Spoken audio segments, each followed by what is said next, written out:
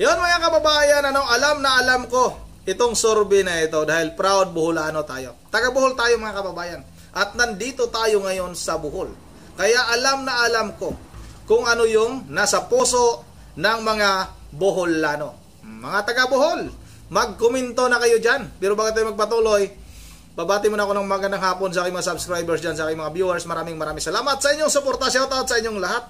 Yun ang mga kababayan, totoo talaga ito, itong survey na ito na ginawa sa Bohol. Talagang number 1 dito talaga ang mga Duterte. Si Vice President Sara Duterte. Ilalampaso dito mga kababayan.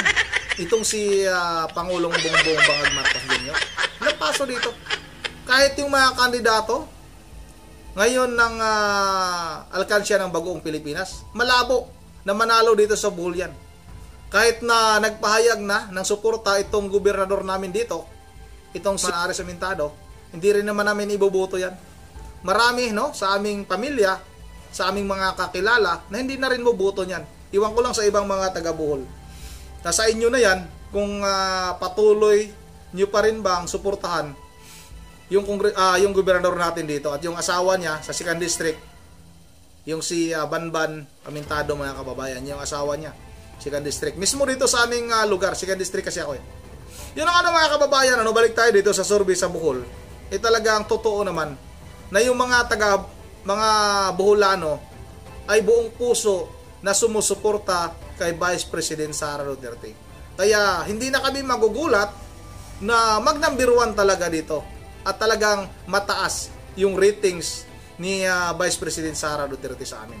Dahil nakikita din naman kasi namin ikwento ko lang saglit nung panahon kasi nung bago pa lang umupo itong si dating Pangulong Duterte bilang presidente ng ating bansa, talagang noon lang namin nalaman mga kababayan na itong mga kamag-anak namin na mga madalas lang mag-araro, dahil nga kadalasan mga magsasaka, mga nag-aararo, kung ano-anong ginagawa, magsasaka kasi mga kababayan, noon lang namin nalaman nung gumawa ng listahan yung barangay kung sino ba yung mga gumagamit ng pinagbabawal na gamot. Aba, nagulat kami. Yung iba pala naming mga kamag-anak ay gumagamit na ng droga. Nasa listahan. Pati yung mga kakilala ko doon, nakakala ko talagang yung mga inosente.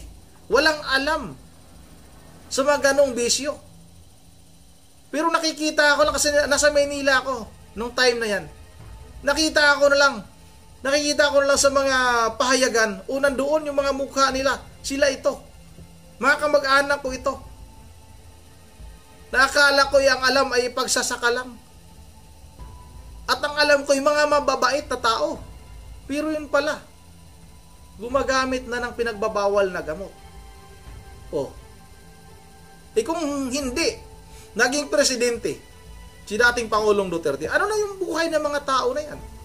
Alam namin dito sa aming probinsya, hirap kami kumita ng pera. Pangaraw-araw mong pagkain para sa iyong pamilya. At alam nyo ba mga kababayan, yung mga gumagamit ng pinagbabawal na gamot na yan, kahit na pambili na lang ng bigas, pambili na lang ng ulam, ibibili pa ng droga yan. Alam ko yan. Kasi nasa lansangan tayo. Alam natin kung ano yung mga nangyayari sa ating kapaligiran. Kaya hindi na ako nagtataka na halos lahat ng mga taga-Bohol, may mga nakakausap din ako dito sa amin mga kababayan, na pag tinatanong mo, minsan siguro gagawa ako ng survey dito, pag tinatanong mo talaga kung sino ba yung gusto nila, Duterte o Marcos, bihira ka. Baka sa 10 mong tatanungin, ni isa, walang magsasabi na Marcos sila. Duterte talaga yan. Kahapon, nagpagupit ako. Bagong gupit ko. Bagong gupit ako, Panyong. Nagpagupit ako kahapon. Hindi naman niya alam na vlogger ako. Nagtatanong ako, sino ba yung ibubuto mo ngayon sa darating na eleksyon? Mga senador. Sabi niya sa akin, Duterte. Mga Duterte yung ibubuto ko. Siguro may kukunin ako na ilang kandidato ni Marcos. Sabi ko naman sa kanya, Huwag mo na iboto yan, mga bangag na yan. Huwag mo iboto yan. Wala namang, matagal nang nanunungkulan sa ating bansa yan. Ano bang ginawa ng mga yan? Walang ginawa yung mga yan. Pabalik-balik na lang yan sa ating pamahalaan. Pero ni isang paggawa ng maganda sa ating bansa, wala tayong naramdaman ng mga yan, sa mga yan. At mga balingbing yung mga yan. Nung panahon ni Pangulong Duterte, talagang halos hinahalikan yung puwit ni Duterte noon. Pero sa ngayon, nagsibaliktaran, mga kababayan. Sinabi ko doon sa barbero. Sabi niya, oo nga, no? Talagang, at saka yung droga doon talaga, bumabalik. Pati yung congressman sa kanila, kasi 3rd district sila, parang hindi na rin daw niya iboboto yon. Dahil nga, pumirma yun, mga kababayan, yung si Tutor. Pumirma sa impeachment laban kay Vice President Sara Duterte. At alam nyo ba ngayon, mga kababayan, ayon din sa kanya, taga-Gindulman kasi yun, ayon sa kanya, ang yaman na daw ngayon ni Alexa Tutor. Mayroon na siyang 4 na resort at saka yung kotse niyan. Porsche, mga kababayan. O tingnan nyo, nandyan sa news yan. Nandyan kay Jason sa taga Bohol na isang congresswoman na talagang Porsche, yung kotse, na talagang napakamahala. Yung halaga, 18 million mahigit. Nung pagkatapos pumirma ng 150 million para sa impeachment laban kay Vice President Sara Duterte, nakabili ng 4 na resort. Iwan ko lang kasi baka yung ibang resort, dati na yan. Pero mayroong isang resort dyan talaga na kakabili lang daw nitong si Congressman Tutor ng 3rd District. Dito sa amin, sa 2nd District, hindi ko alam kung anong nabili ni Banban dahil alam naman natin 150 million talaga bawat isang congresswoman o congressman. O, ito na, mga kababayan, wag na nating patagalin. Medyo mahaba na yung aking kwento. Makinig muna tayo mula kay General Macanas. Ito na, sabay-sabay natin ito panoorin. Ito na. Teka lang, balik natin. O, ito. Magandang araw, mga kaibigan. Good news po itong pag-usapan natin ngayon. Result ng survey. Yan, sa amin. Although sa Bohol ito ginawa, but it reflects yung nationwide survey, yung Publicus Asia. Halos parehas itong ginawang survey sa Bohol. Ito, si Teo Moreno nag-post 26 minutes ago. Sabi niya, oh my God, negative 43% ang rating ni Bongbong Marcos sa Bohol. Isinare niya ang post ni Chito A. Puentes. Boholanos gave PBBM negative 43% rating. Ito. Dissatisfaction with President Ferdinand Marcos Jr. among Boholanos plans to a new law of minus 43%, a recent survey revealed. The Bohol Poll 2025, conducted by the Holy Name University last March 6 to 29, contrasted with the plus 67 satisfaction rating of Vice President Inday Sara Duterte. Wow, nakaka-inspire naman itong survey na ito. Positive 67%, si Vicky Sara, ang Pangulong Marcos, negative 43%. Proud na Bohol talaga, mga kababayan. How will I describe it? Negative 43. Okay, tuloy natin. Last year, the survey conducted by the same institution already hinted of Boholanos' disapproval of the way the president was running the affairs of the country when they give him a negative 8% rating. So nagsimula pa last year. Mas tumaas negative na. Ngayon, nadagdagan. Lalo na itong pag-aresto, pag-kidnap kay PRRD. Kasi March 26 to 29. Talagang buhos ang galit ng mga Boholano yan. Duterte bailiwick since 2016, Boholanos supported former President Rodrigo Duterte throughout his term. In the 2022 elections, Vice President Inday garnered more votes than PBBM to seal their victory even without campaigning in Bohol. Wow! Like Filipinos in many parts of the country and even abroad, Boholanos expressed outrage over the kidnapping Talaga of yung the former sentimento natin, president totoo yan. who continues to be held in high esteem for being there for Bohol in difficult times. The failing grade sums up the collective sentiment of Boholanos not only on the treatment BBM gave to PRRD but also the incompetence, corruption, and oppression that characterized the first 3 years of the Marcos administration. So, salamat mga kababayan sa Bohol sa inyong pagpadayag, pagpalabas sa inyong sentimento. Ulitin ko, halos parehas ito sa ano ito? Publicus Asia Survey na ang distrust rating ni PBBM is 63%. Dami. Ang kanyang trust rating lang is only 14%. Samantalang si BP Sara, grabe, positive 67. Wow. So, kahit anong gawin pa nilang paninira sa ating BP Inday Sara, wala nang epekto yun. Kung ano pa yung... Kasi, mula sa mataas si BP Sara, bumaba rin. Ngayon, wala na. Naabot niya na yung pinakamababa. Pataas na siya ngayon. There's no way. Ano pa bang ibabato nila kay BP Sara? Eh, wala na yan. Confidential funds? Confidential Wala fund na yan. Luma na yan. Naku po, lalo pa. Extrajudicial killings? Ano pa bang putik? I don't know kung meron pa. Kaya, ang paghandaan na lang natin yung impeachment trial ni BP Sara by after election, July 30.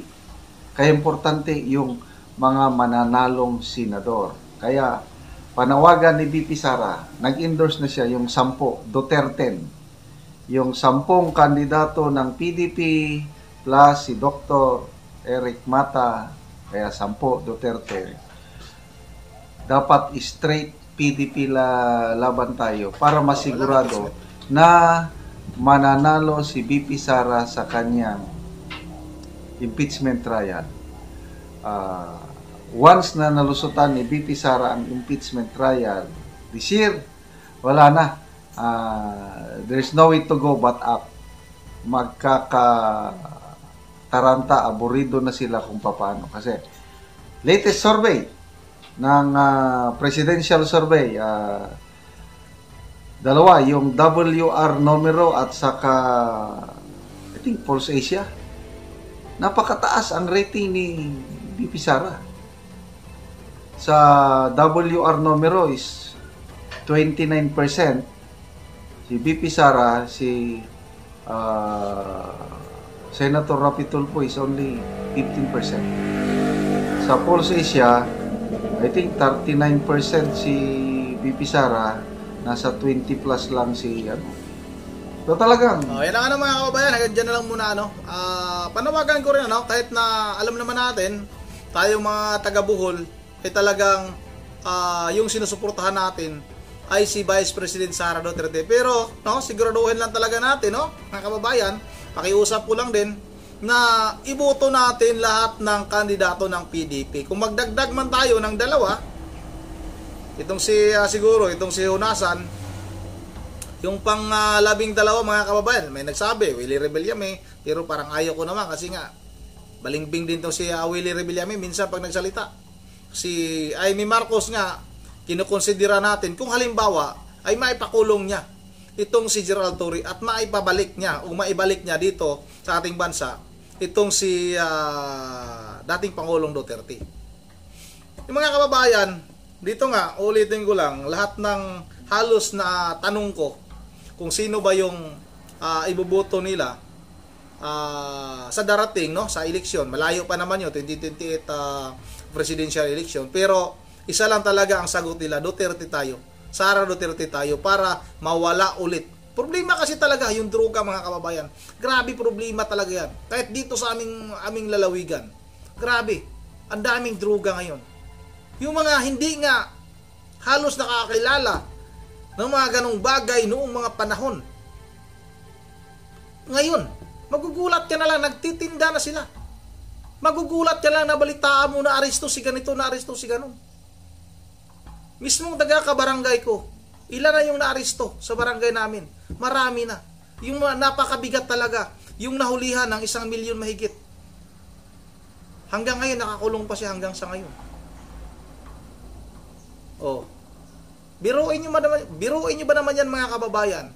Yung 1 milyong halaga na mahigit, no? Na pinagbabawal na gamot. Kung may kalat sa komunidad yun, ilang mga kabataan, ilang estudyante ang masira ang buhay. Hindi na makapag-aral. Yung mga magulang kawawa, kumakayod para magbigay ng baon sa eskwela ng kanilang mga anak, pero pambili lang pala ng droga. Kasi ang target nitong droga na ito, mga kabataan.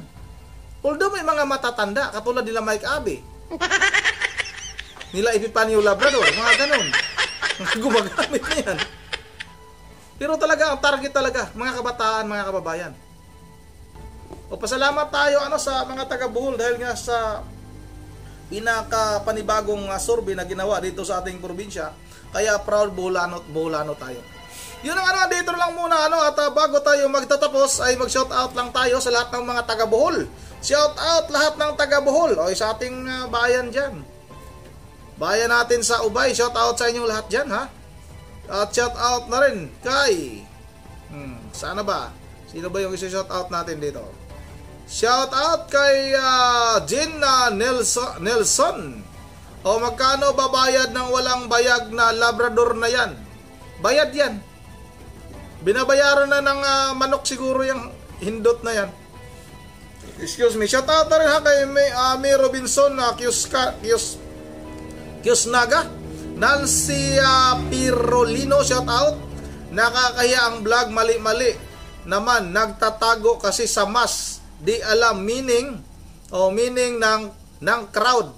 Inggit kasi sa mga Duterte dahil maraming nagmamahal kay Tay Digong, especially kami mga OFW, proud kami dahil siya naging presidente, the vice president of the Philippines we ever had.